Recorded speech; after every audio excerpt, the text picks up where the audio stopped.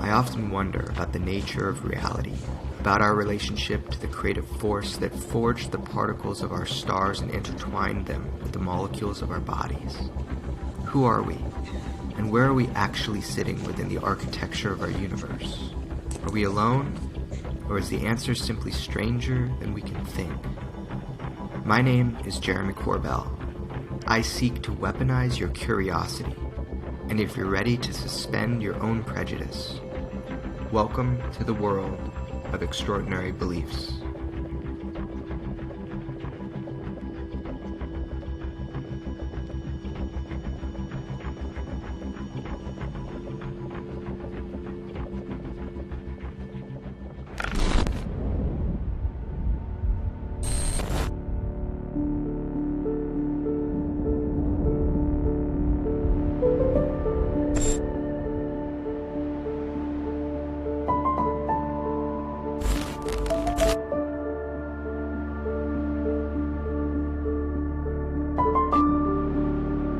This week, we've heard the contention of UFO researchers that there's a secret government within our government. Well, there's several, actually 9 flying saucers, flying discs, that are out there of extraterrestrial origin.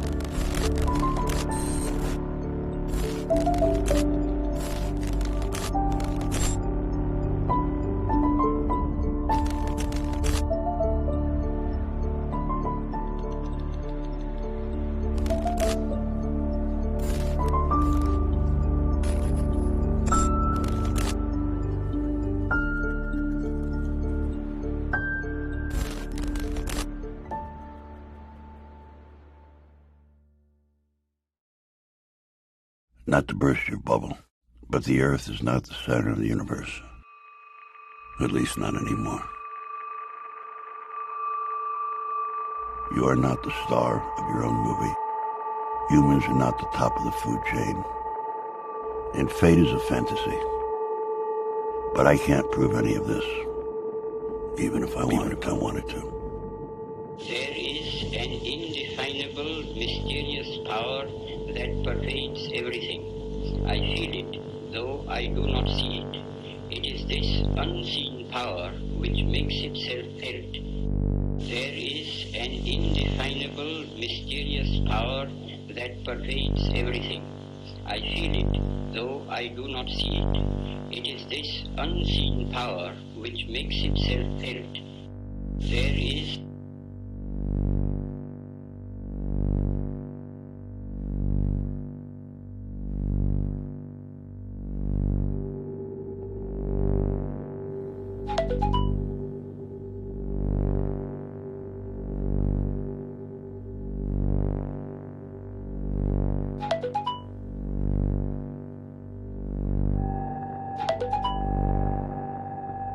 Reality simply isn't what it used to be. Things are not what they seem.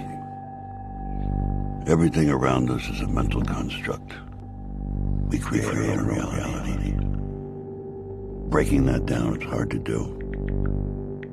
And once it's done, there ain't no coming back.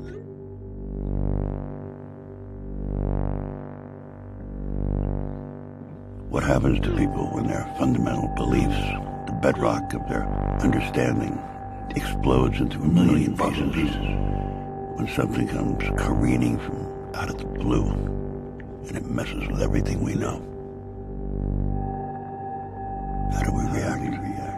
How do we react?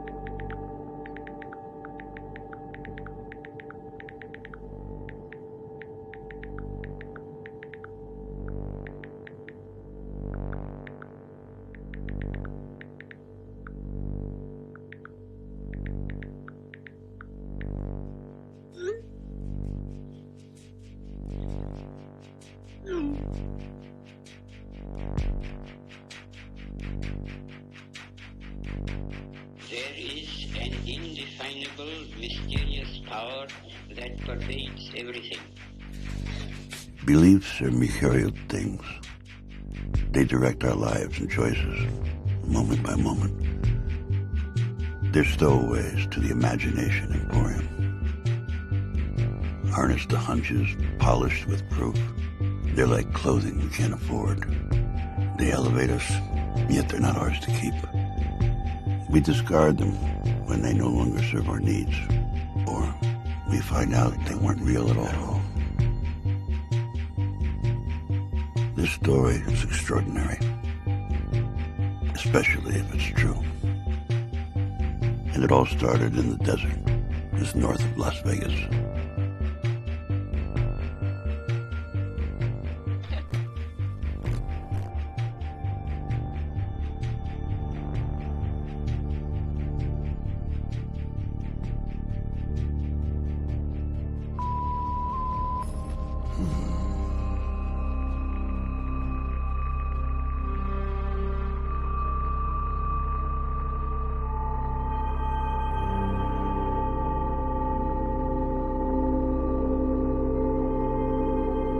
Area 51, one of the most secretive spots on the planet, is located on the northeast edge of the Nevada test site and is said to be where numerous top-secret weapons systems have been tested over the years. According to some UFO researchers, it's also where the government is test-flying alien spacecraft. It sounds pretty far out, but some Las Vegas residents report having seen these flying saucers. A local scientist who says he worked at Groom Lake and saw the saucers joins us in tonight's interview. He has asked that his identity be shielded. Sir, how do we know you are who you say you are and that you actually have knowledge about what's going on at Groom Lake? Well, I guess there's no way you could really know. There's really no way I could prove it without revealing my identity and getting myself into more trouble than I have already. Exactly what's going on up there? Well, there's several, actually 9 flying saucers, flying discs, that are out there of extraterrestrial origin, and they're being test flown and basically just analyzed. You say there's 9 saucers. How are those tests going? As far as what? As far as whether they're successful and that sort of thing. Oh, well, some of them are 100% intact and operate perfectly. The other ones are being taken apart. I was involved mainly in propulsion and the power source. Where did we get these saucers? How did they come into the hands of the government? I haven't the slightest idea, and you have to understand the information is very compartmentalized, and I was only allowed information that pertained particularly to what I was involved in. But I mean, couldn't our government have made them as opposed to getting them from some alien beings? Totally impossible. The propulsion system is a gravity propulsion system. The power source is an antimatter reactor. This technology does not exist at all. In fact, one of the reasons that I'm going forward with this information, it's not only a crime against the American people, it's a crime against the scientific community, which I've been part of for some time. We're actively trying to duplicate these systems, yet they are in existence now and basically in the hands of the government. What would happen to you if the government learned that you were giving us this information? Anything could happen. I don't know.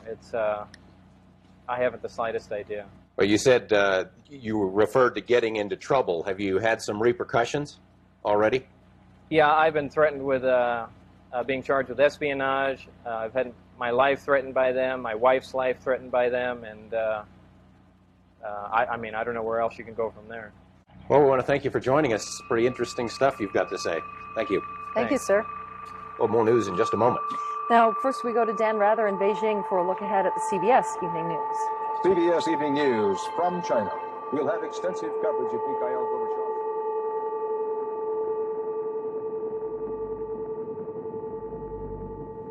The live interview with the shadowy dentist drew international attention. Portions were broadcast by radio in 6 European countries and in a nationally televised TV special in Japan.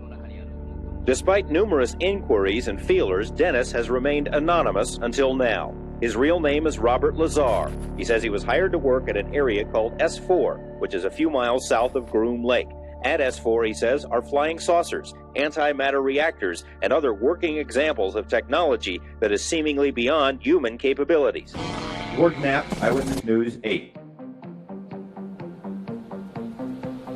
Good evening, everyone. You're in the right place at the right time, blasting out of the Mojave Desert like a Scirocco, blazing across the land, into your town, into your home, slamming into your radio like a supercharged nanoparticle of unobtainium. Greetings to all of you from the boldest, bawdiest, most outrageous city in the world, the planetary capital of sun, fun, sin, sex, and secrets, my not-so-humble hometown, Las Vegas, Nevada. You know, there are a lot of people, myself included, who would like to focus on big picture stuff. Who are these visitors? Why are they here? What is the nature of reality? What is their interest in us? Where do they come from? Now, those are the questions that people have been asking about the UFO mystery since the beginning. We're no closer to answering any of them, but Bob got pretty close. Bob got to read these briefing documents that provided those kind of answers. The thing is, when we were covering his story, so much of the effort was in proving that he really was the person he said he was. Is it true? Is it plausible? That really, that was the focus, more than the really important stuff. You have to cover the story of Bob Lazar, and the only way to do that is to talk to Bob. And I don't know if it'll talk to you or not, but you need to try.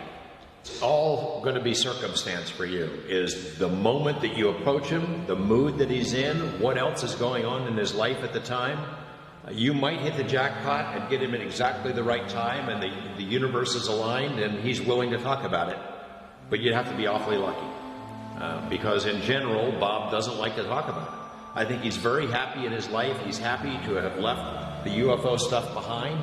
He misses his friends. He misses John Lear. He misses Gene Huff, maybe even me to some extent.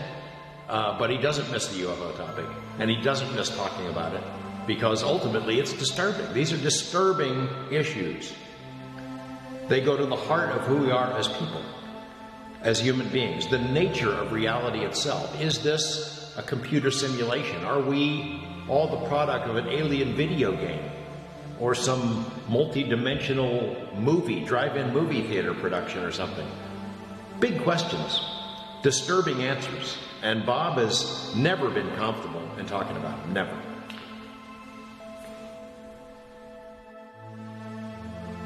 He reacted by going into a cocoon in a lot of ways. He didn't like it. He doesn't like the attention, and it totally screwed up his life. It's not surprising that even years later, he still is uncomfortable in discussing these things. It's a very disturbing view of reality.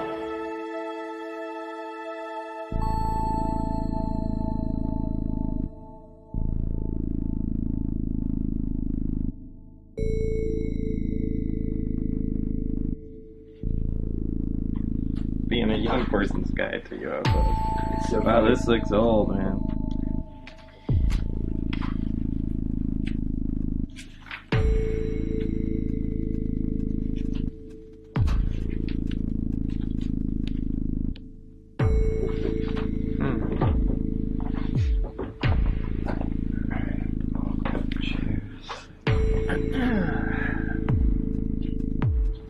Hey, what are we talking about anyway? We'll go through.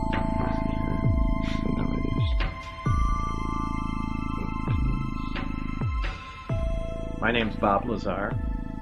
I'm known for working at a classified base known as S4 out in the Nevada desert near Area 51. And there, we reverse engineered alien spacecraft. And it's changed my life a lot. You know, it's probably changed every aspect of it. Positive or negative? Well, for the most part, negative. I mean, it's really difficult to find positive aspects of that. I mean, I'm sure there are some here and there, but most of them were negative. Would you take it all back and just be Bob the jet car guy and never have done this if you can, or are you glad you had the experience? Yeah, that's hard to say. I don't know. I think I'd lean towards not, at this point in my life, I'd probably lean towards not saying anything. You know, what would be your message to a young person now about looking at your story and thinking about the world? What would you say to them? Just pay attention. Just pay attention. I I can't really say much else. The world's a lot different now. The way information is disseminated and the way things are passed around, it's distorted even faster and more now than it used to be. So they've got a rough road ahead if they're trying to cut through the bullshit. What do you want them to know? That in the late 1980s, the U.S. government had recovered alien spacecraft, several of them, and the technology in the Nevada desert that they were keeping quiet and analyzing. That's a fact. They don't need my story, but that's all my story was that I was just one of the people working on these craft.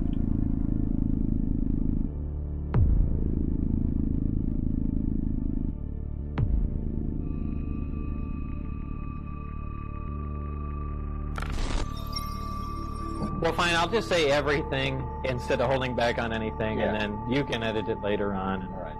Well, take it from the top then. Okay. Well, go ahead. How you got involved with this program? I had sent resumes to several national labs. I got a response from a couple of them. I went in for an interview.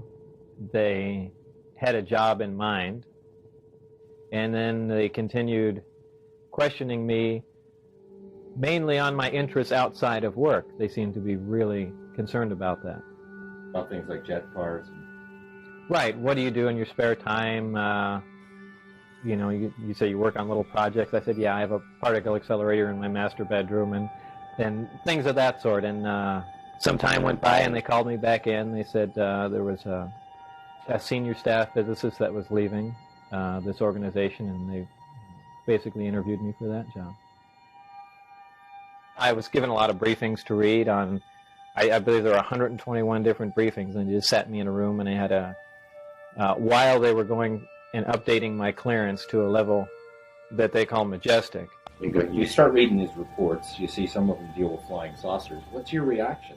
Well, I was completely shocked. I couldn't believe it, but I was fascinated. I was so excited. It's a science dream, really. Eventually, I was shown them.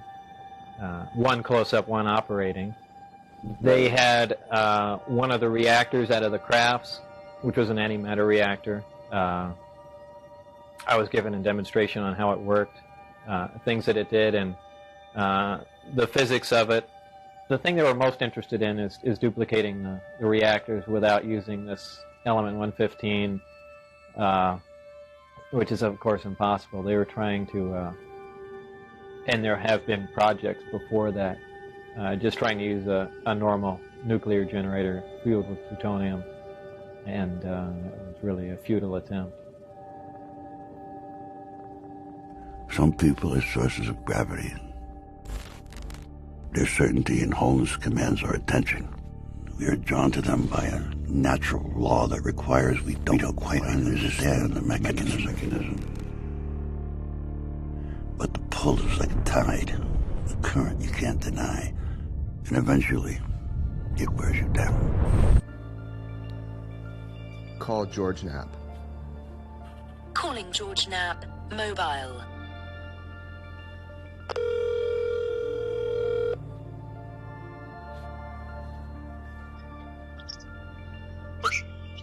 Hey, George. Hey, man. What's up, man? How you doing? All right. What's going on? This is now 30 years since you initially broke the story of Bob Lazar. So, I mean, the amount of information is overwhelming, and I just want to go over with you some of the details of the case. Sure. We're talking about UFOs, alien craft, back engineering, and there's Lazar saying he did all that, and from what I understand, it's spread everywhere. Yeah, we had the first interview in May of 1989 with him as Dennis. It's not his real identity, not known, not revealed to the audience. And even that, before we know who Bob Lazar was, that sparked a great deal of interest among the public. I spent the 8 months between May and November trying to verify Bob's background to see if we could solidify the case, to see if we could find out if he was telling the truth. And then the plan was to unleash it in November, which is what we did. It was the highest rated news series we've ever done. It was the highest rated news special that ever aired in Las Vegas. And then it really exploded. It went all over the world. Bootleg copies of the tapes were being sold and shown in movie theaters. You had media interest from all over the world. And I think a lot of it was skeptical at the beginning, which of course it would be. But in the end, every major news organization in the world beat a path to Area 51's door. And tens of thousands of people started showing up out there to see whatever it was that was flying around in the desert. They're still coming all these years later. And I know a lot of my media colleagues have had problems with that story, but they've all covered it, all of them. You put Area 51 on the map. It's now known all over the world. Even though Lazar worked at S4, Area 51 is the term that the public knows. So it was huge. It was huge then, it's huge now. The mountains appear to float on dry lake beds, like spaceships from another world. They seem to ride on a viscous material, channeled through empty space by heat that rises and separates. It vitrifies everything it contacts, like a green glass honey. A goddamn psychedelic liquid drowning the emptiness with imagination. This desert is pocked and punctuated by 1,000 gaping holes created in 1,000 atomic blasts that define an era. What are they building in the desert north of Las Vegas? What are they hiding? What are they hiding? What the fuck are they hiding?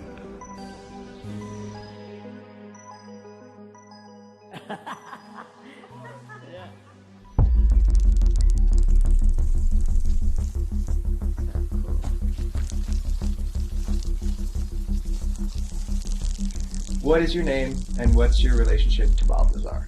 My name is Mario Santa Cruz, and I met Bob actually in my neighborhood. He lived like one block over. My attraction to Bob was his jet dragster. So I saw this jet dragster sitting out in front of his house in our neighborhood, which was extremely, just the jet dragster alone was rare. But in my neighborhood to see something like that was unbelievable. People were harassing Bob, threatening him, and you were with him in one of those experiences, at least one. A couple of times, actually. I actually had a weapon with me, you know, when we rode together, because he had been shot at, you know. Was the weapon, was it the Uzi? Yes. Yeah. so when I don't know why I'm being so careful. I'm used to being that way when it comes to talking about Bob, being careful what I say. You know what I mean? So it's kind of a force of habit to kind of just walk on eggshells a little bit. He just wanted to stay alive. That's why he exposed himself. His life was in chaos. How he pulled out of it, you know, he dug deep. It's a pretty incredible story. They shot at you? Somebody shot? Maybe as a warning, perhaps? It was a good warning. I had my back tire shot out on my car as I was getting on the freeway. Saw the guy. Yeah. Is this a secret worth killing to keep? I mean, the government, what you say? Obviously. But in fact, the only reason that getting this on tape is insurance. Well, that's one reason. But I mean, also as an American citizen, you're bothered by it, that this stuff is going on, and yeah, I am, but not enough to have, you know, stood here and have it on the record. Insurance is the true motivation behind this.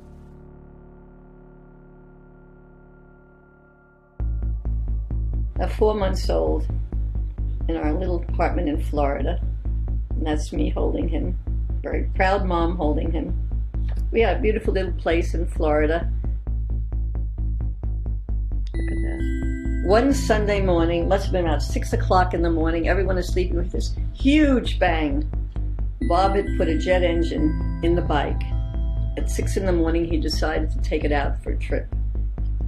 What did you guys think when he said, "Mom, Dad, I'm building"? Scared out of my mind. I didn't know what he was going to do next. Was he going to blow up the house, blow up the world? I don't know. I don't know.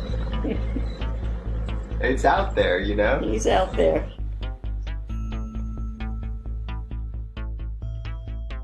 You know, if he proves his story, let's say, maybe it would cause problems. Maybe it would blow shit up.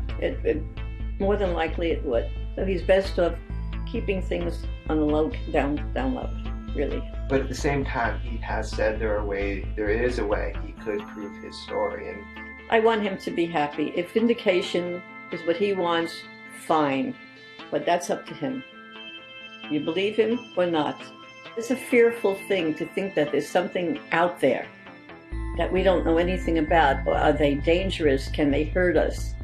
Will they attack us? You don't want to know, so you don't believe it. You'd rather not believe. There might be other things out there, other things in the universe. There has to be. We can't be all by ourselves. We can't be.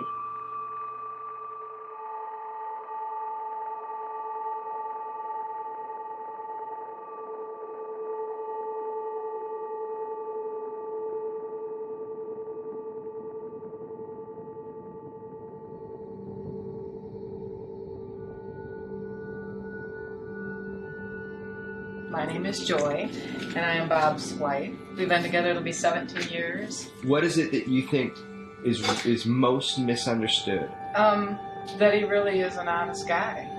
You know, he doesn't make stuff up. I guess it's just so big.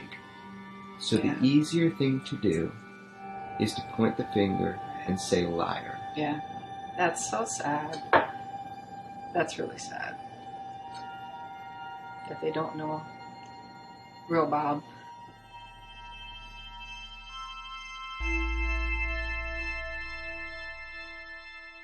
There's particular moments that define each one of us. We may not know it at the time, but we learn it later. Every action creates a cascade of reactions. Life is a web of events. Actions overlaid by consequence. And woven across the fabric of time. Future determined by past. Past defined by present. Present experienced throughout the lens of personal history. But for some, it's obvious. You could put your finger on it.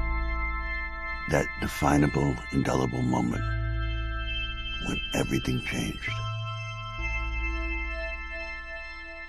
I love my job. There's a lot of craftsmanship in the stuff that I do.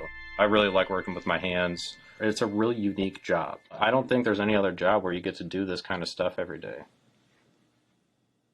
We'll either get a really interesting order coming in, or Bob will get bored and try to come up with a new product, and that's when it gets really fun. So there's another one that he wants to do, like recreate a grand atomic chemistry set, something of that sort, and I think that would be really cool if he ever decides to really hone in on that.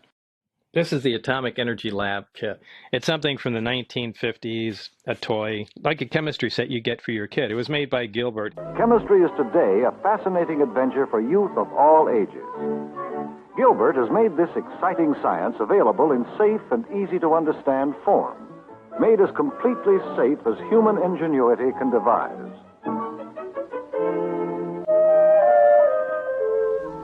This actually came with radioactive material. You could really conduct atomic energy experiments in it. It was fascinating. And it was billed as the most dangerous toy ever made, and still, in some respects, is still considered that way today. But the thing is, it wasn't. It was just people's fear.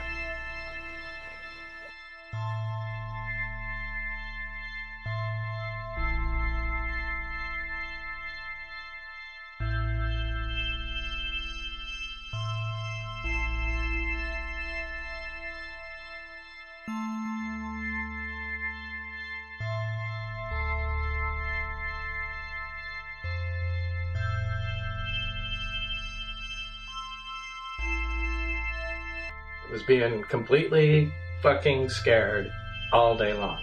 It's not exactly the most fun job when you're there.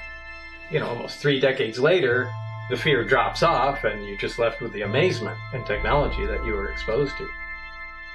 We have, you know, an artifact here from another civilization. It really changed the way a lot of people think. We're all looking for an answer. Having physical proof is an awful big deal. I think what a lot of people find really compelling about Bob, he legitimately appears sometimes just perplexed by what he saw. Have you noticed that kind of about him? Yeah, he was aware that this was weird. He was aware it was weird that they hired him. I mean, you know, he's a smart guy, and he thinks outside the box. So in a lot of ways, he might have been just exactly what they needed for a program that seemed to be stalled. But he knew that he wasn't their kind of a guy, that they could have had their pick of any scientists in the world, presumably, to work on this. So it was strange, and it was strange that they started showing him these briefing books with this incredibly sensitive information right off the bat. As soon as he gets there, they start showing him this stuff with alien bodies broken down so you can see their organs and the history of human-alien interaction and all kinds of things that the UFO community had suspected, but no one could prove. And he just thought it was weird that anyone would show him this stuff. He wondered what the heck was going on. I think he was thrilled. You know, part of him was really thrilled to be there and thrilled to see it, even if it turned out to be some kind of a ruse. You know, he knew that something was not quite right about the whole thing, or suspected that anyway. You were telling people since 1989 that there was some sort of hand scanner. There was like a bone scanner, and you tried to describe it. You said you think it took measurements of the bone. There were these pegs. You put your hand on it. It's a small plate with some pins on it that you could put between your fingers. There's a bright light above it. The interesting thing is when you walk into the facility, or even to leave, they have a hand reader. I was told that it has to do something where it measures the bright light measures the bones in your finger. They're unique to each person. It sounds like something out of a TV show, but it's exactly the way it is.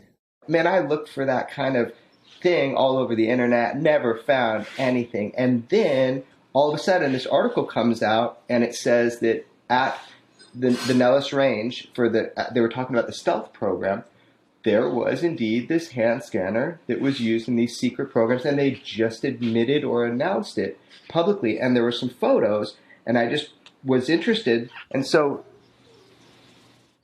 I never thought I'd see one of these again. But I tried to explain this to people so many times, and they either didn't believe me or say, yeah, I'm sure there is. And there it is. There it is. It's like a biometric thing for the hands, yeah? The beginnings of, I mean, it wasn't all that advanced back then, but yeah, that's it. I can't believe you found a picture of this. I really can't. This was the scanner used to get in to S4. And I tried to explain this to people so many times, that there was pins in, you stuck your hand, a light above, and it supposedly measured the length of the bones in your hand that, is unique in each individual. It's exactly how it was. Yeah, that's amazing. It's amazing you came up with these. It's amazing to see this again. Back then, this was the hot ticket. What does it feel like when these little things that you said become public and there's this tiny bit of vindication? It is. There's little moments of vindication, little pieces here and there that, little I told you so's, pop up every couple of years or so. But this is a big one. So a lot of people said these didn't exist, and it was some just fanciful thing I came up with. But this is exactly it. Ideas are the most dangerous weapons on the planet. They creep under your skin, dormant, volatile, explosive. They attach to our collective consciousness, and then one day, man, they bubble to the surface to assert their power.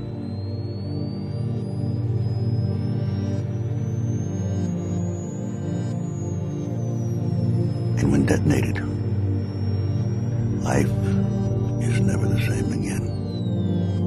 And we immediately know we're always wrong. We're always fucking wrong.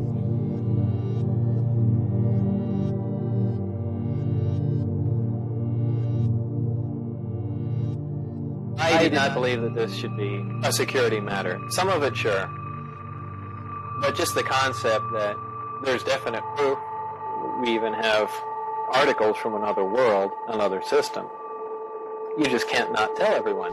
Checking out Lazar's credentials proved to be a difficult task. He says he earned degrees in physics and electronics, but the schools we contacted say they've never heard of him. He also said he worked as a physicist at Los Alamos National Lab, where he experimented with one of the world's largest particle beam accelerators, a half-mile-long behemoth capable of generating 700 million volts. Los Alamos officials told us they had no records of a Robert Lazar ever working there. They were either mistaken or were lying. A 1982 phone book from the lab lists Lazar right there among the other scientists and technicians. A 1982 clipping from the Los Alamos newspaper profiled Lazar and his interest in jet cars. It, too, mentioned his employment at the lab as a physicist. We called Los Alamos again. An exasperated official told us he still had no records on Lazar. EG&G, which is where Lazar says he was interviewed for the job at S4, also has no records. It's as if someone has made him disappear. One thing that people say about your story and your experience is that you were a puppet, a marionette, that you had no control over what was going on at that time, that you were taken advantage, you were compromised, and you're being used as a source of disinformation. And what evidence to support that? Right. And what's the evidence to support those claims? Is that just something to say? No, I'm just saying that's the kind of thing. If you make a statement, you have to have some evidence to say where the statement came from. You're basing it on emotion, right? And fear, and you're afraid that I'm right. Tell me what you've heard that makes this impossible. I'm trying to tell you exactly the way things were. Where is it? Show me the alternate reality that you believe that doesn't lock up with my actual reality. I mean, where are those other facts? Just show me what they are, these facts you grabbed together and painted a different story of my life than I did. I mean, I thought I set the record straight 30 years ago. Can we ever be made whole if we're not believed? If our life story is challenged by consensus? Most of us are not forced to answer for our past. We can freely navigate this moment with a reverence for what came before. But some people are placed under a microscope. Their words, their actions, scrutinized and challenged.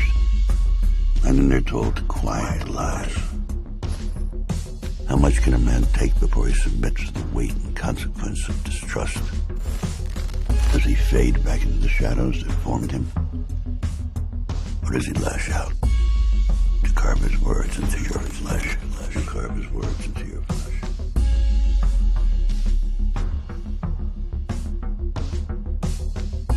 I don't know, what else can I say? What else can I say? How can I prove anything else? At the worst case scenario, you lied for a girl or you lied to get a job. What does that mean about your story? Do you think Los Alamos just hired me out of high school?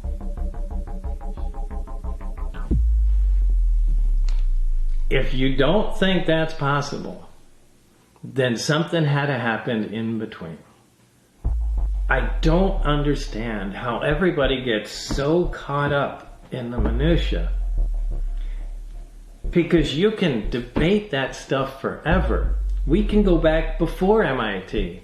And you can start fighting whether or not and where I lived in high school. That is not going to translate into answering the questions and the things that I've brought into the public eye.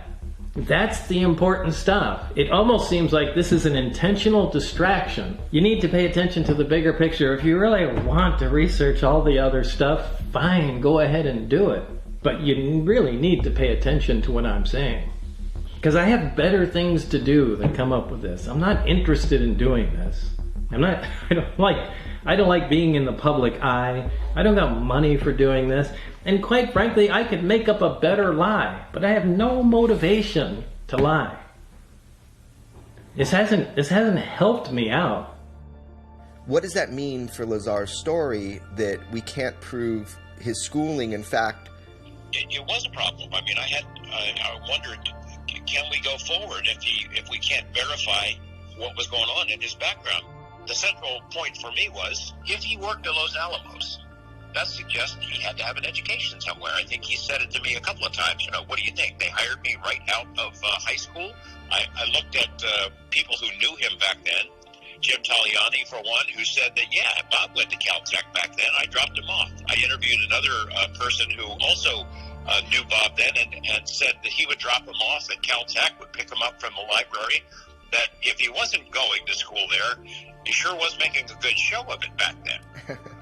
Would it prove his story about working on flying saucers if he could show he had degrees from Caltech and MIT? No, of course not. It would not prove that he worked on flying saucers. It would just prove that he went to school. The people who despise him and who doubt the story the most, the debunkers, would find something else to bitch about. Bob got into some trouble after he became a worldwide UFO celebrity. He did a typical Bob sort of a thing and got mixed up with some hookers. He was helping them set up a little mini brothel in a neighborhood. And when he told me about it, I thought, oh my gosh, my professional life is flashing before my eyes here. The most high-profile witness and the biggest story I've ever done is now telling me he's involved in this criminal enterprise. He kind of thought it was funny, but it wasn't funny to me. So I said, you got to stop this stuff. You got to shut this down. I called the cops. I let some people know, look, he made a mistake. It's being shut down. They raided the place, arrested Bob. And in those days, there weren't many people who were ever prosecuted and arrested for pandering. Lazar was. So, parole and probation, they're doing a background investigation, and they're going to make a recommendation to the court what the sentence should be for his crimes. He tells them the same story, where he went to school, where he worked, S4, MIT, Caltech, all that. And they investigated. They were having the same problems that I was having. They couldn't verify a lot of this stuff. If Bob truly was a UFO con man, that was the time to come clean, because parole and probation was ticked off. They thought he was misleading them, and as a result of that, they were going to recommend, they did recommend that he do hard time, go to prison. He knew it. That was the time for him to come clean, because it was a much better chance that he would not be sent to prison. He didn't. He stuck to his story. He told them the same story that he told me. That went a long way for me in showing that he had been telling the truth, because it was definitely in his own self-interest to fess up at that point, and that's not what he did. He stuck to his guns. Here's the thing. Okay, I can see Bob Lazar pranks the UFO world and the UFO community. I can see him doing something like that. But does he lie to his mom and dad? Does he lie to his wife? Does he lie to all of his close friends and tell them the same story and try to get away with it? You look back on the people who knew him while this was going on, who knew him before he was hired to work out at S4, who knew him during the time he was going back and forth out there, and who stuck by him after this whirlwind of international publicity kind of rained down on his head. Everyone who knew him, everyone who was close to him, supports his story and says he's telling the truth. You saw something up there that you think might have been... I really hate to say stuff that I can't put my hands on and say this is absolutely for sure. Okay, what did you say? I walked down the hallway at one time while I was working out there, and there were doors. The doors that go to the hangars, the smaller doors from the corridors, have a 9-inch or 12-inch square window with little wires running through it, just about head level. And as I was walking by, I just glanced in and I noticed, at a quick glance, there were two guys in white lab coats facing me towards the door, and they were looking down and talking to something small with long arms. Now, I was just surprised as I walked by and I only caught a glance, but I don't know what on earth that was. People say you saw an alien. Did you see an alien at S4, Bob? I don't think I saw an alien at S4. We're splitting hairs here. This had to do with a glance through a window that I wasn't supposed to be looking at anyway. And I'm still convinced. I looked in the window, and I think these guys had a doll in a small chair, which was, similar to what was in the craft. And I think they were just looking at dimensions, and they put something in there. And I just took it a glance, and it was just, something tiny sitting in the chair. I don't think there was an alien there posing for them. I think they just had a small character or something, doing measurements or something. Again, we're talking about, like a 400 millisecond glance. So Now, how much can you see out of that? I never saw any aliens walking around there. I never heard anybody saying anything about living aliens, so I don't think that was it. But they did have a nickname for the aliens. The kids. The kids.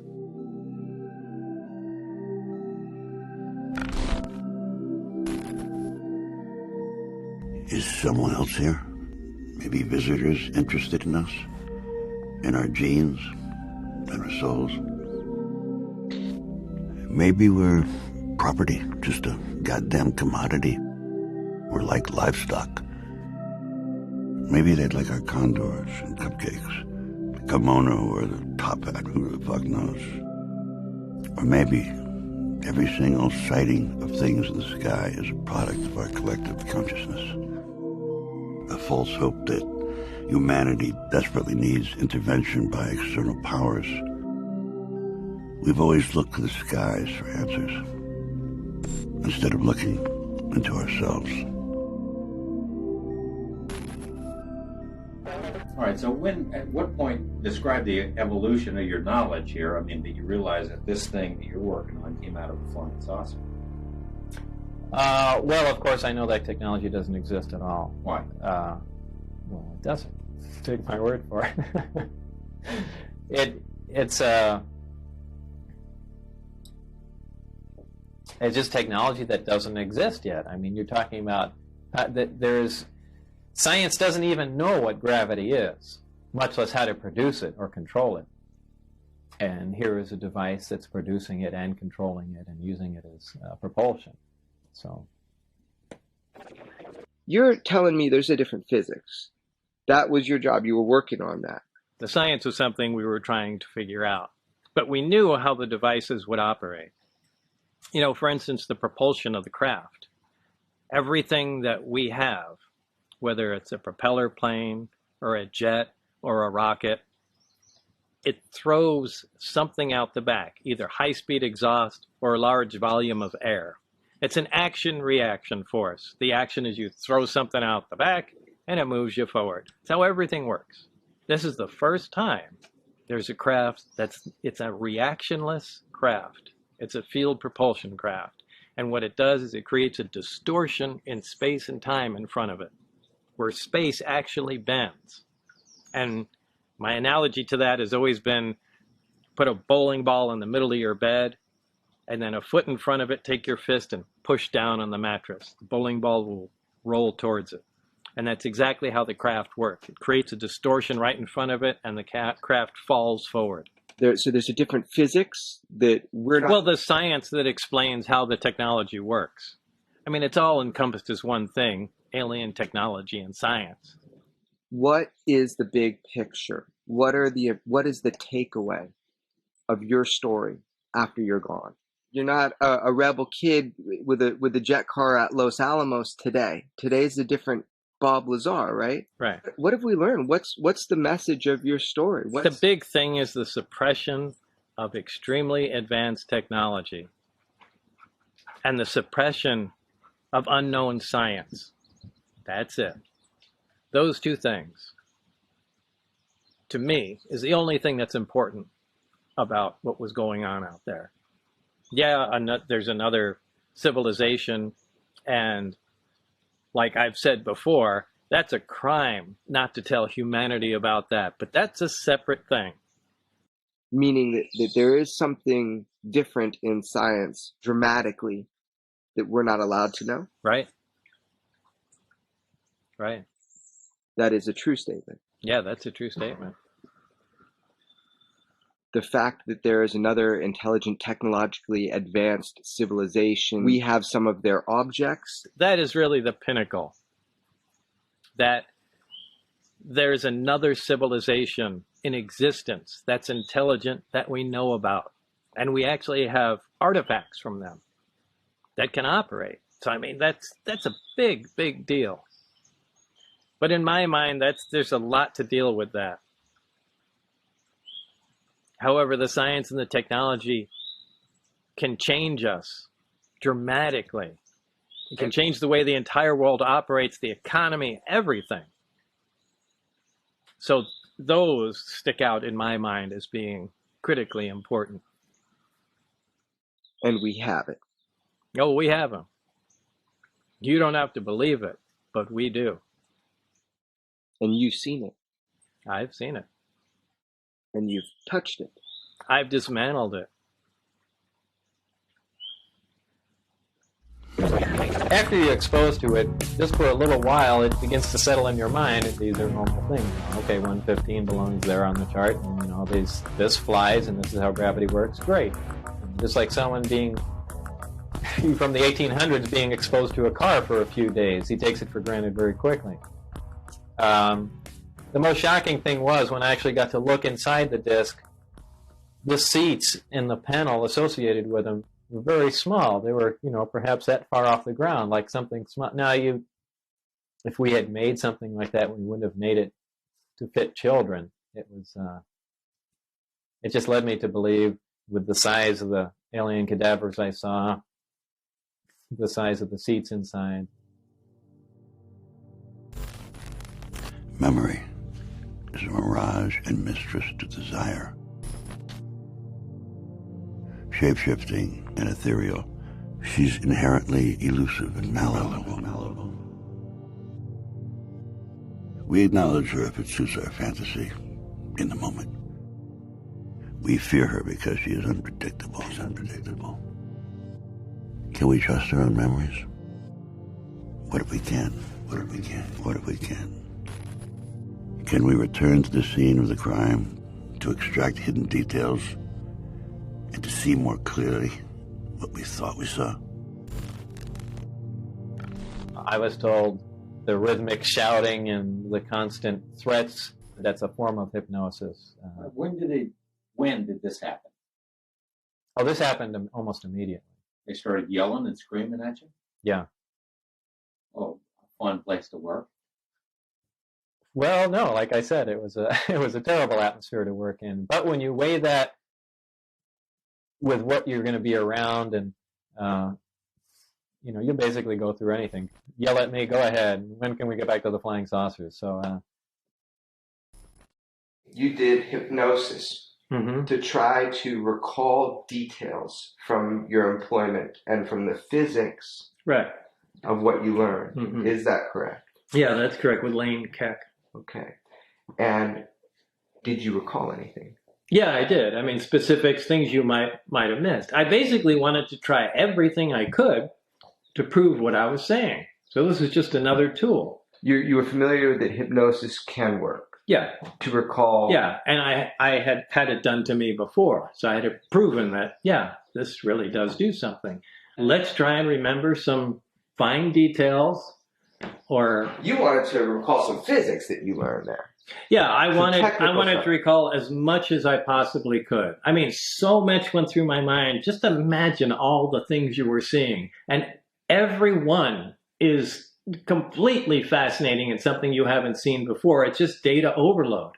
So I was hoping that hypnosis would get me relaxed enough where maybe everything was packed so tight together, maybe I could just start thumbing through things and just pick up even a couple little more tidbits could paint a bigger picture, and I could, possibly explain things better, or, possibly locate some of these other guys, or anything, any bit of information. So, yeah, and it was pretty handy.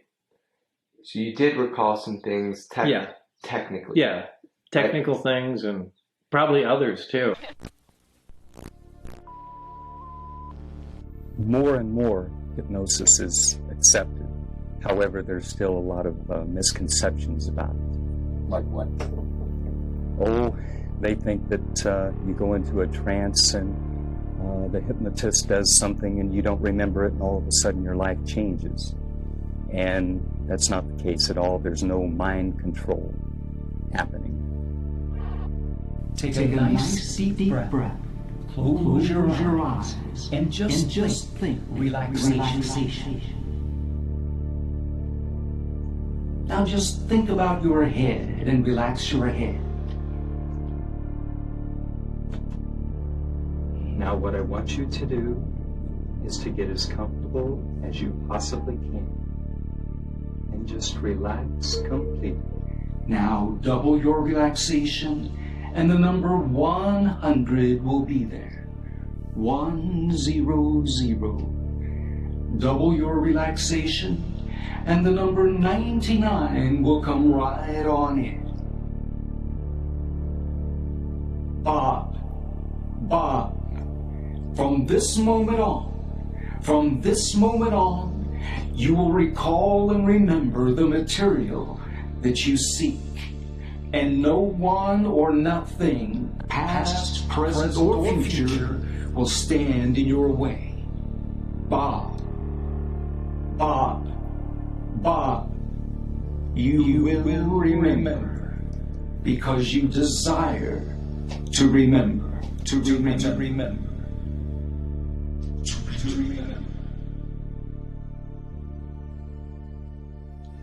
At one point,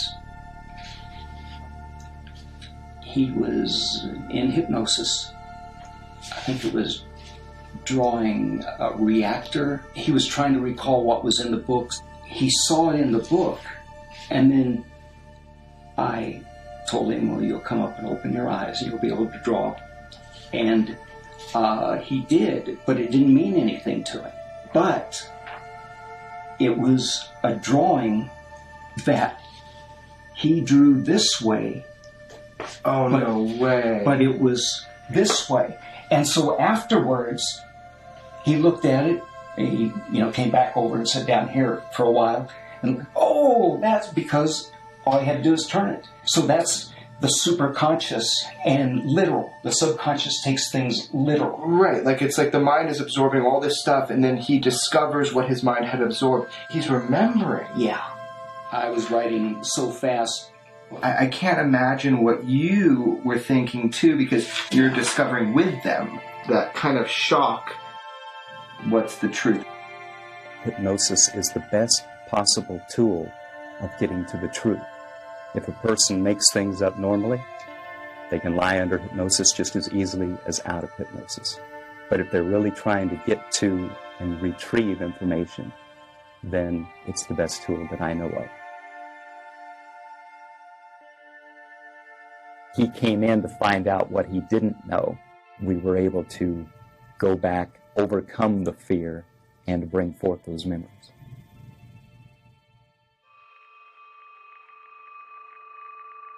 According to Lazar, his employer was the United States Navy. He says he and other government employees would gather near EG&G, fly to Groom Lake, then a very few people would get into a bus with blacked out or no windows and drive to S4. When you get off the bus, what do you see?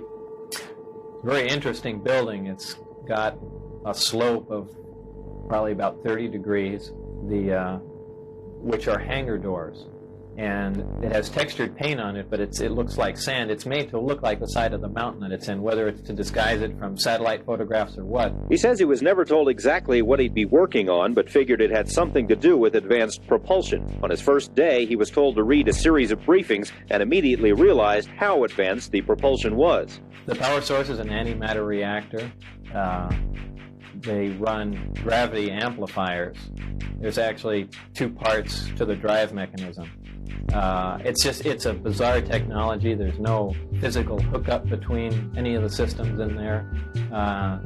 They use gravity as a wave, using waveguides, almost like microwaves. Polygrapher Terry Tavernetti runs a corporate security operation and is a former Los Angeles police officer. He put Lazar through 4 tests and concluded there was no attempt to deceive. And I left there thinking that I feel we do have some credibility to what the subject had to say. And that's when I went to some of my colleagues. Tavernetti sent the test results to a third polygrapher who agreed the results appeared truthful. Bob has explained to me multiple times he tried everything in his power to prove his story. I wanted to feel better for myself, so I said, hey, would you be willing to undergo a polygraph test? He did not hesitate. He said yes. 4 different tests on 4 different areas of Bob's claims, and he said afterward, there is no attempt to deceive at all. He's telling what he believes to be the truth. I have asked the question many times over the years, how did Bob Lazar know this stuff if he wasn't there? He knew there was a place called S4. I had called Nellis Air Force Base Public Information Office. They confirmed for me there really was a place called S4. Now, there's no news story prior to Bob Lazar about any place called S4. He knew about it. He also knew that EG&G had arranged to hire personnel, that if you were going to get a job out of Groom Lake, EG&G was the company that you would go through. He knew that there had been investigators at his home for the background check. You remember the guy's name. It was an odd name, Mike Thigpen. Now, how did he know? How did he know that Mike Thigpen works for a federal agency that does this stuff? After 30 years, and this guy dodging you, I found Mike Thigpen. I found Thigpen. That's amazing. I couldn't believe it. He's on the East Coast. I called him. I've talked with him multiple times. You know, he won't go on camera because he doesn't want to kind of put a dark shadow upon the work that he did before. But personally, he conveyed to me that that was his job. That was exactly what he did in Las Vegas in 1989. And in fact, he remembers Bob Lazar. The most important thing Bob knew is that they were flying something that looks exactly like a flying saucer over Papoose Lake. And they flew them on Wednesday nights. And he took people out there 3 weeks in a row and showed it to them. And at least once, maybe twice, they recorded it on video. That's real. How did Bob know that? There have been no stories about test flights of flying saucers at Papoose Lake. And by the way, that's where it was. It wasn't over Groom Lake. It was over Papoose Lake. We checked out so many details that Bob had told us that turned out to be true. The existence of S4, element 115, really did become an element years later, that Bob had been consulted by the lab which first synthesized man-made element 115. There was a whole long string of things that he knew that checked out. These milestones along the way, no matter how much we nitpick it apart, no matter how much people don't want to believe it, the evidence that he's telling the truth outweighs the evidence that he's not. Well, I agree with you. And if I did not believe that, I would not still be working on the story. I would not be publicly defending Bob Lazar.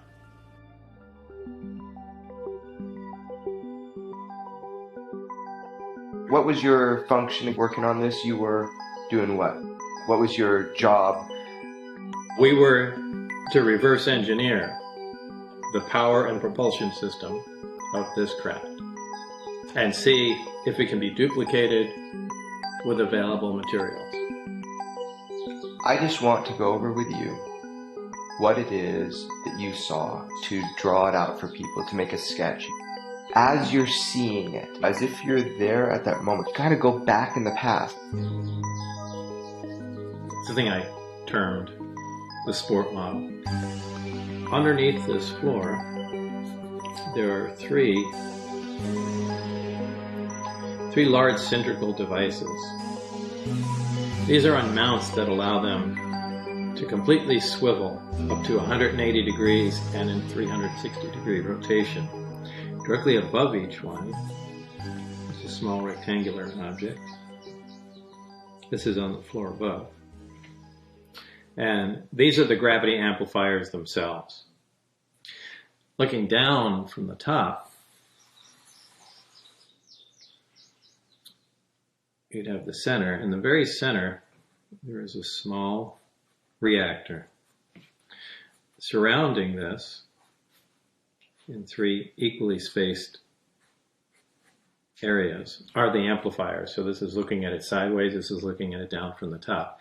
And under these amplifiers, underneath, on the floor below, are the gravity emitters. So it's the reactor here, powering the gravity amplifiers. Gravity amplifiers output goes into the gravity emitters at the bottom, and the resulting gravity beam or anti-gravity wave can be pretty much put anywhere you want it to. There was another level up here. Now I had access and was permitted to view and look at the operation of this main level with the gravity amplifiers and the level below, the gravity emitters. There is a level above which consisted of these two areas that I'm not all that familiar with. I assume these to be some sort of navigational engine. People call these large black rectangular areas on the top portholes. I believe they were some planar sensor array that just took in information from the surrounding area, whether it be patterns of stars or what have you. And there was their version of a computer or something to make determinations here that takes input from those sensors and then let the craft know how to orient itself and where it was in space. So that's what I assumed to be up there. I don't know for a fact. Again, that was not part of my job, and I was only led to believe that. The center antenna is really an extension of the reactor in the center, and that's a waveguide, which allows the emission of the gravity wave, which forms kind of a heart shape over the whole craft. That's how it creates its distortion. These gravity emitters can be swung all the way up to 180 degrees. And this allows the craft to essentially stand on two of them and hover, while this one swings up and creates a distortion in front of it, allowing the craft to slide forward. So that's how their low power mode, Omicron configuration operate. The Delta configuration uses all three, and unlike science fiction movies where you see flying saucers just flying along like that, they actually fly belly first. The craft flies along, leaves the atmosphere of the planet, it turns its belly to the destination, the three amplifiers focus in on the destination, and that's how it proceeds. So that's basically the operation of it and overall how things were laid out inside the craft. This is an alien spacecraft. Right, obviously.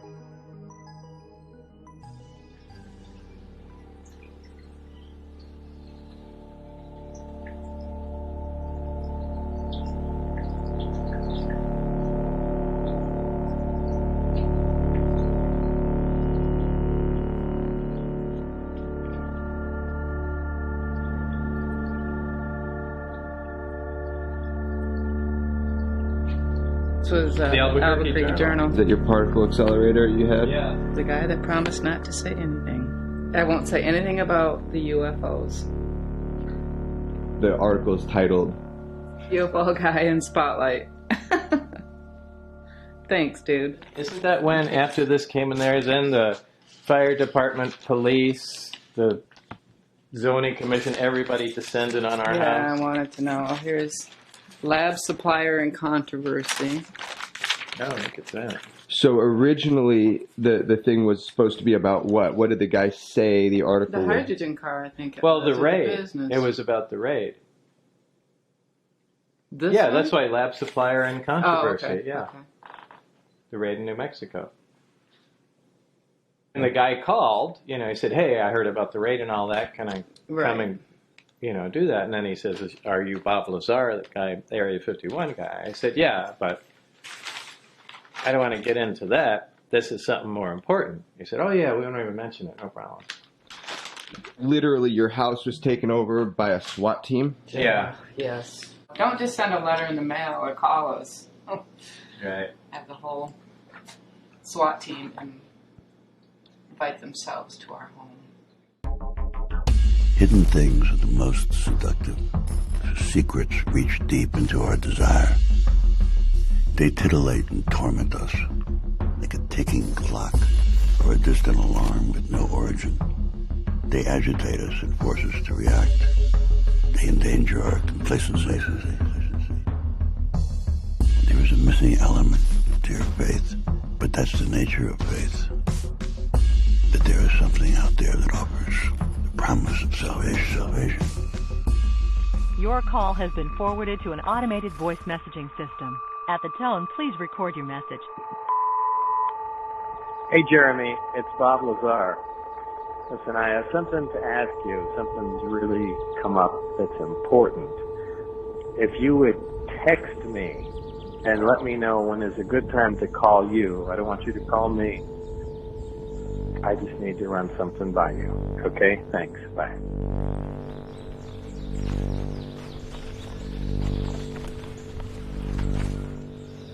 Alright, so the only record of this is going to be on the audio on this one file, and then this video clip. I'm not going to cut it, I'm going to let it run. Understood. Okay, then what I'm going to do is I'm going to encrypt it, and I'm going to put both of those two files into an encrypted thing to not be touched unless we decide it should be touched. That's fine. Okay, it'll be on 2 drives, but those 2 files will both be in an encrypted folder. So here's the deal.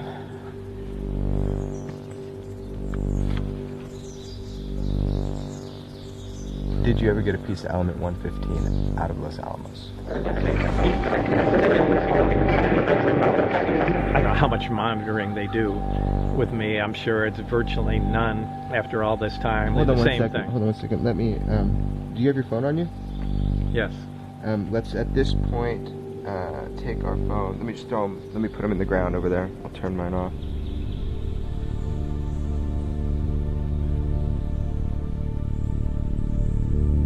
I mean, maybe this has been kept from us for a good reason. A lot of people agreed to keep this secret. So, first of all, who am I to upset it? And second of all, who am I to outthink these guys? Maybe they went over all these scenarios already and they know how fucked up everything will be. So, there's no guarantee that this revelation is going to make everything great. There's just as much chance it's going to make everything terrible, and I'll be to blame for that.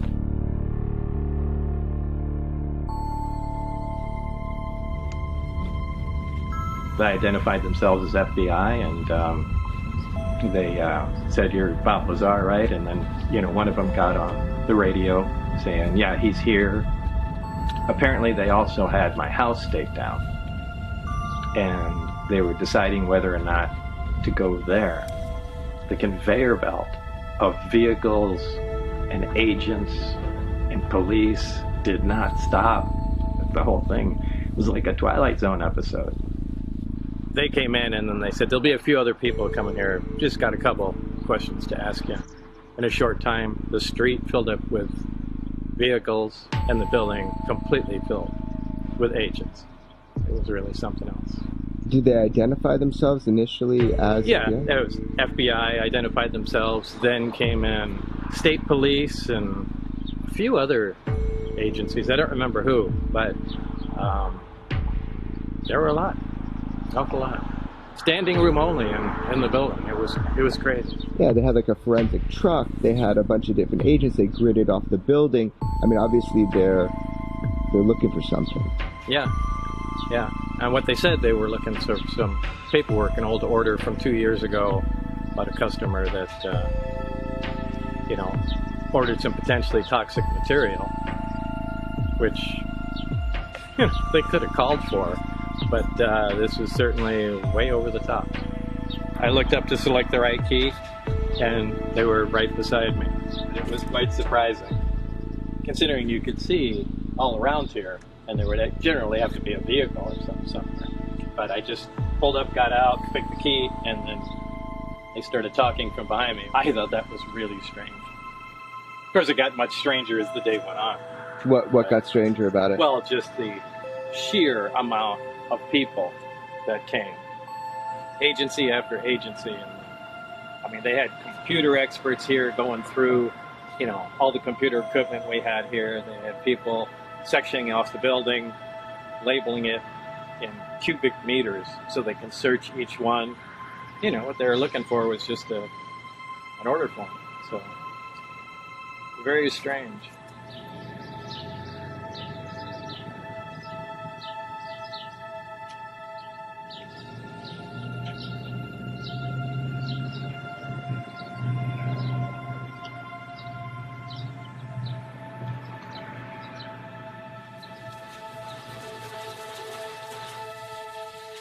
You've been raided 2 times? Twice. by more agencies than I can really recall. The FDA, to the NRC, the FBI, but they usually come in mass, and it's hard to pick out who's who. So this is beryllium? Yeah. And what is it used for again? It's used in aerospace. It's very lightweight, quite strong, and high temperature metal. Do you think that you were shaken down? To some degree, you're being fucked with. I don't think they're just fucking with me. I am convinced there's ulterior motives. I firmly suspect that there's a lot more to it than they're saying, that they're looking for something else.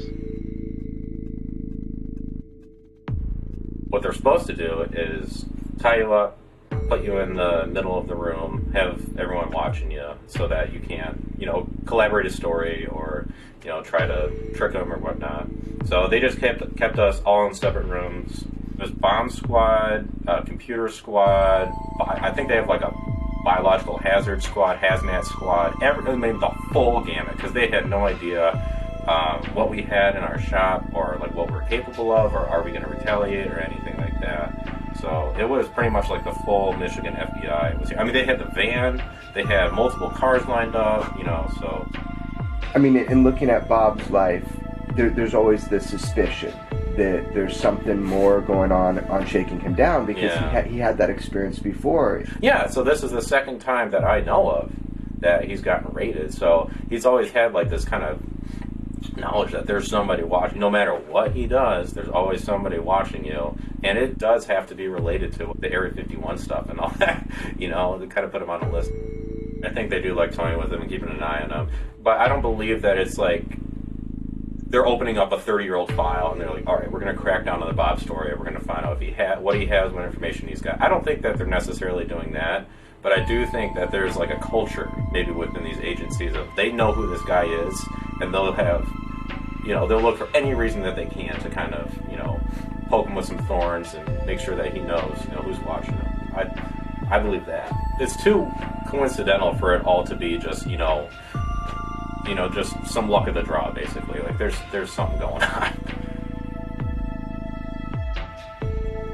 Everybody knows the story is that you got some element 115 out of Los Alamos. That's public knowledge.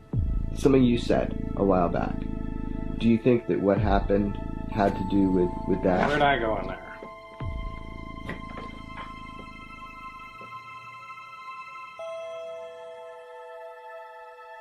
Are they trying to shake you down to find the 115 that you said 30 years ago that you got out of the lab? People are going to ask that. Yeah. So let's just address that. If you feel comfortable addressing it. No. Do you not feel comfortable addressing that? No, I don't feel comfortable addressing it.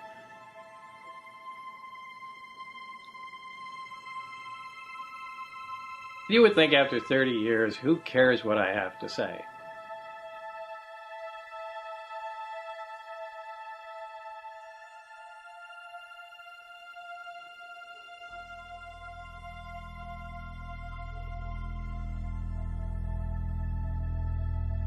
I'm more convinced than ever that the key to the story is element 115.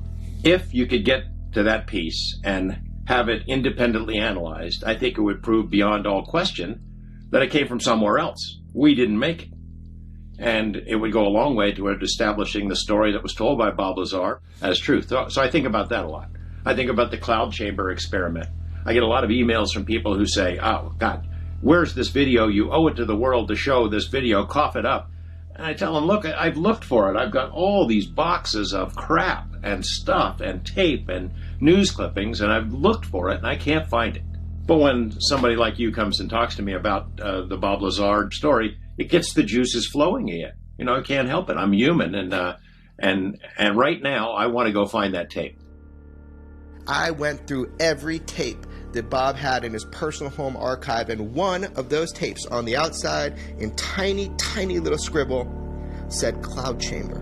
And lo and behold, there's about just less than a minute of that cloud chamber test on tape. I have it. People have been so pissed at me over the years that I can't find that tape, or they think I'm hiding it on purpose, but I've looked everywhere for it, and if you found it, that's awesome. I did. Now here's the deal. In typical, Bob Lazar fashion, there's only about a minute of it. However, after all these years, 30 years, we have some footage of it, but it doesn't prove shit because it's recorded. I was there the night that they did the cloud chamber test. I couldn't tell you what it was. I didn't know what a cloud chamber was. This beam of light was bent, and it was bent because they had element 115 in as part of the experiment. I said, well, that's pretty important. That would be huge to include in the story. I spent time trying to understand why everybody was saying this 115 being stabilized is pseudoscience. So I called some of the top heavy element physicists on the planet, from Russia to up in San Francisco to Washington, D.C., and I spoke with, about 8 or 9, but 3 in particular who would really talk to me in depth about it. All of them, across the board, said you cannot rule out a stabilized version of element 115. In fact, that we believe it is theorized that it, in the island of stability, that it would and could and probably does exist. So their way of saying it is, we can't rule it out. So all these people saying that is pseudoscience, what Bob said about element 115, I wanted to find out, is it pseudoscience? And definitively, we cannot rule out a stabilized form of element 115. I'm sorry, it is not pseudoscience. And after doing this research, that argument no longer holds water. Makes perfect sense that it could be stable, and scientists have said it for a long time. So of course you can't rule it out. Again, if you want to disbelieve Bob, if you cross him off the list and say he's a fraud, then your research goes 1 inch deep and you say element 115 as he described it can't exist, and then move on. If you want to be honest about it and dig further into it and understand it, then you're going to find out that, in fact, what Bob says does make sense. It can be true.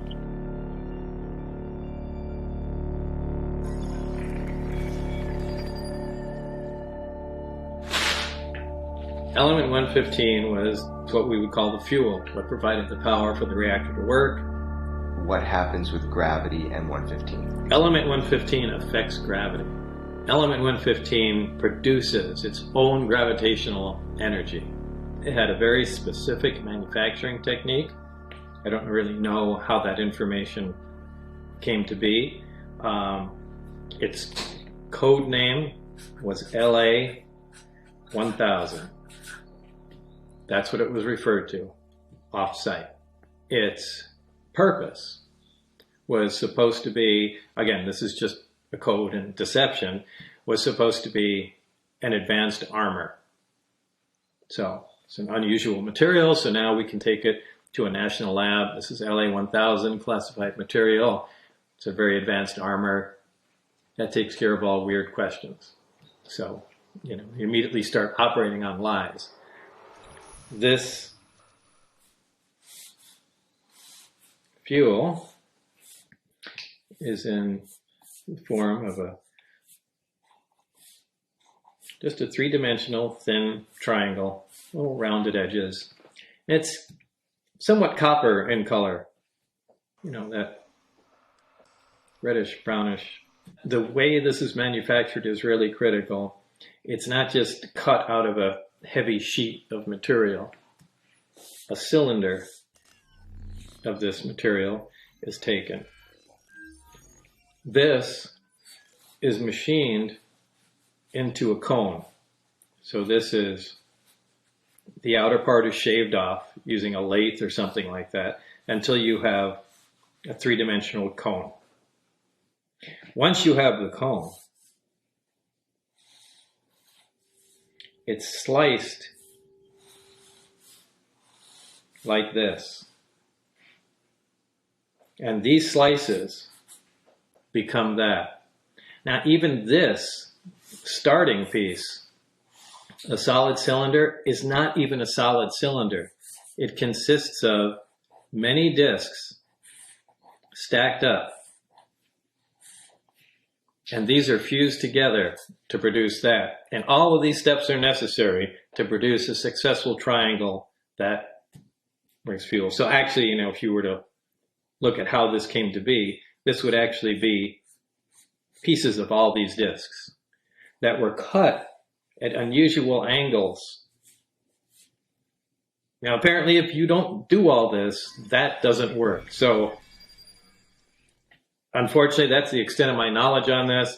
This makes no sense anywhere, but that's what it takes for it to operate. Now, with the alien technology that was present in the craft, it takes that basis, that extra gravitational energy in a small reactor, amplifies it through the equipment there, directs it through the waveguides and archways into the emitters, and allows it to propel the craft and manipulate the gravity wave for whatever use they want.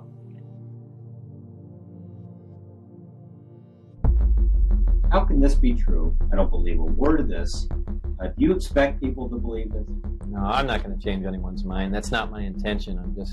I'm just relaying the experience, the job that I went through.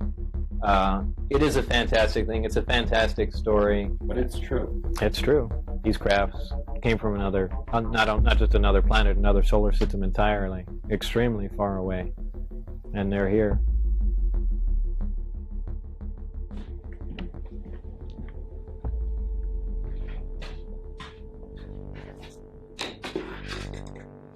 I mean, I've been making fireworks since I was 12, and professional fireworks for at least 20 years. Fireworks are just fun. They're artistic. It's like painting the sky. Controlling a large amount of energy has always been impressive. Since the New York Times story broke, since Lou Elizondo came forward and said those videos went public, the world is now talking about UFOs in a more serious vein. I think that's a good thing, and I think it reflects positively on Bob Lazar's story, and I hope that the world will take another look at it. Thus, the jet bike, the jet car. Yeah, to take, a large amount of energy, which would normally be thought to be out of control, to take that and harness it and have it do what you want has always been impressive to me. The easy way out is to say he's a liar, he's making it up. It's hard to go ahead and accept the possibility that he's telling the truth. But if I did not believe it, if I thought for a moment that he was lying about it, I'd be done with it. I wouldn't still be supporting it 30 years later. Your life has been under a microscope. Every word you've said for 30 years recorded has been under a microscope, and that's affected you. Yeah, of course it has. It affects anybody. How has it affected you? In the way I talk and how much I do. I'd rather not, in a public forum, I'd rather just not say anything. Why do you think people are so obsessed with every word that you say about your experiences, working They're at just SUSCRIBETE? looking for a way to look for an inaccuracy and to be able to discount the whole thing. Oh, he said this one time and said it slightly different this time. Obviously he's making it up. No, that's just the first word that entered my mind. I don't put that much thought into it when I'm saying it. Look, as much as a lot of people hate it, this stuff really happened. I mean, if it bothers you, that's too bad. I think that's just hard for people to accept. I mean, so... Yeah, it would be... Look, I fully understand. I would feel the same way. I'm not sure I would believe my story. Boy, there's not enough evidence, but I couldn't discount it either. The fact is, the people that know him best believe him the most. I hope that one thing that comes across in your film is the real Bob. Once you get to know him, it becomes much more plausible as a story. He's not lying to his mom and his wife and all his friends. He's not lying to the UFO world either. You saw alien ships. Yeah. You worked on a gravity wave amplification system trying to figure it out. Right, a propulsion system and a power source that's completely unknown to mankind. And there's no way human beings could have made it. There is no way human beings could have made it, under any circumstances, in any country, anywhere, period. And for 30 years, you are telling us the truth. You bet. This shit happened. You got it. The fact is that raid that happened in Michigan, that's a very dramatic and very important development. They weren't there looking for records about some customer he had a couple of years ago. They were looking for 115. when you bring 24 agents and investigators and crime lab analysis, and you can bring people to duplicate the whole computers and all that stuff, they're looking for something else. Sure as hell are not looking for a minor receipt.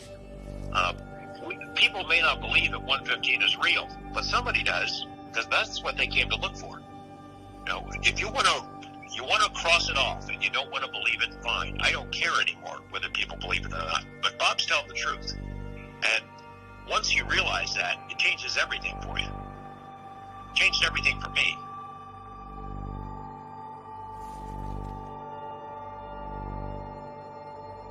To crack a life open at its seams, to dissect and examine its content is unnerving, like the reading of omens by viewing the entrails. We all tell our own stories. Sometimes we even believe them, and sometimes we tell them one last time. If you don't believe it, that's your problem. That's your problem. What you do with that is up to you.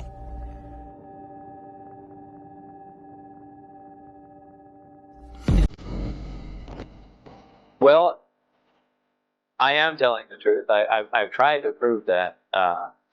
What's going on up there could be the most important event in history. You're talking about contact, physical contact and proof from another system, another planet, another intelligence. That's got to be the biggest event in history, period. And it's real. And it's real and it's there. And I had an extremely small part in it, but I'm convinced that what I saw is absolute proof of that. There is no way we could have created those systems. There's no way we could have made the discs, the power supplies, anything to go with. Lazar says he has no intention of going on any UFO lecture circuit. He's not looking to do any additional interviews. In fact, he wasn't too crazy about doing this one. He did it after certain unfavorable things started happening in his life, and he did it because he feels that whoever is running the show up at S4 is perpetrating a fraud on the American people and on the scientific community. We intend to have much more about this story, about the operation up there, on Monday and beyond. This is by no means the end of this series of reports. In fact, on Monday, including in our story there, support testimony from other people who say they have knowledge of the flying discs at the test site, and information from people who know Lazar very well and says this story is true. If indeed they have these flying saucers, George, it seems like it'd be really hard to keep it so secret. Well, yeah, it would seem that way, except for as Lazar asked his superiors up there, they say it's the easiest secret in the world to keep. It's leaked out many times before and nobody believes it. What's the Navy saying about all of this? Well, of course, the Navy is supposed to have been his employer, and we have put some fairly pointed questions to them. Of course, number one, it may not be the Navy at all. Information is so compartmentalized up there, no one is exactly sure who is in charge. We have put the questions to several Navy departments. The answers thus far have been unsatisfactory. We've applied for more information through the Freedom of Information Act, and that information will be revealed on Monday as well. You believe his story, don't you? Yeah, I do. Yeah, I've got to know him pretty well over the last couple of months, and I believe he's telling the truth. Fascinating stuff. Thanks, George.